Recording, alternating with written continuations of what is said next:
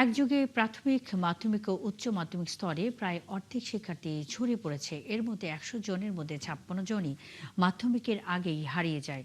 বিশেষজ্ঞদের মতে দেশের মানব সম্পদ উন্নয়নের জন্য যা এক বড় সতর্কবার্তা। আর এই ঝরে পড়ার কারণ জানতে গবেষণার উদ্যোগ নিয়েছে সরকার। জুলিয়া তানহার প্রতিবেদনে। প্রতি বছর শিক্ষার্থীর সংখ্যা বাড়ছে, সেই সাথে পাল্লা দিয়ে বাড়ছে শিক্ষা প্রতিষ্ঠানও। বাজেটে শিক্ষা খাতে বাড়ছে বরাদ্দ। এই দৃশ্যমান অগ্রগতির আড়ালে শিক্ষা ব্যবস্থা থেকে হারিয়ে যাচ্ছে লাখ লাখ শিশু কিশোর।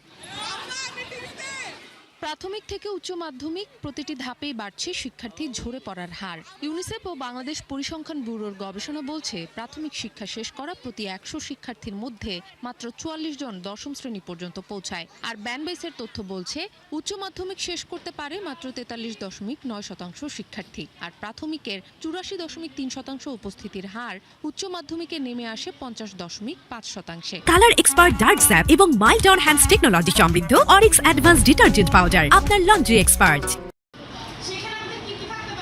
আন্তঃশিক্ষা বোর্ডের তথ্য বলছে, ২০২৪ সালে এসএসসি পাশ করাদের মধ্যে ১,৮০,০০০-এর বেশি শিক্ষার্থী কলেজেই ভর্তি হয়নি। ভর্তি হওয়ার পরও ফর্ম পূরণ করেনি আরও ৫,৪৩,০০০ শিক্ষার্থী।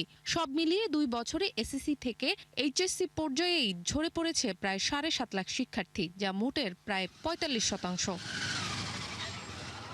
বিশেষজ্ঞদের মতে, দারিদ্র্য, শিক্ষার ক্রমবর্ধমান ব্যয়, বাল্যবিবাহ, শিশুশ্রম, পারিবারিক চাপ, শিখন ঘাটতি এবং উচ্চ শিক্ষা শেষে কর্মসংস্থানের অনিশ্চয়তা সব মিলিয়েই বাড়ছে ঝরে পড়ার হার। সমন্বিত শিক্ষানীতি ও ঝুঁকিতে থাকা শিক্ষার্থীদের আগেভাগে শনাক্ত করার উপরও জোর দিচ্ছেন তারা। শিক্ষার প্রতি তাদের একটা অনীহা বলবো না, মানে যা চাচ্ছিল তা পাচ্ছে না, ফলে সেদিকে তারা আগ্রহ হারিয়ে ফেলেছে এবং শিক্ষা প্রতিষ্ঠানে শিক্ষার্থীর সংখ্যা কমে যাচ্ছে, সিস্টেম থেকে ড্রপ আউট হচ্ছে। আমরা যদি এই জায়গায় ওভারকাম করতে না পারি, তাহলে আমাদের ফিউচার ধ্বংস হয়ে যাবে।